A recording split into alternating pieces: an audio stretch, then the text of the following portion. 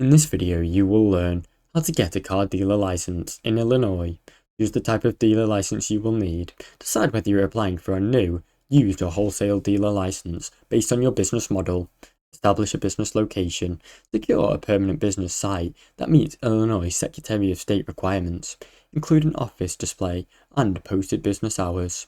Obtain a sales tax number. Register with the Illinois Department of Revenue to get a sales tax number for collecting or remitting your sales tax. Complete the dealer license application. Fill out the Illinois dealer license application form DSD-7, then include the required documentation such as zoning approvals, photos and leasing or ownership papers.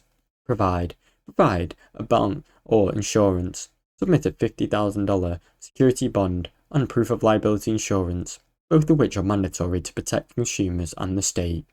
Pay fees and wait approval. Submit your completed application package, pay the required licensing fees, and wait for Illinois SOS to approve and begin selling vehicles. Now you know how to get a car dealer license in Illinois.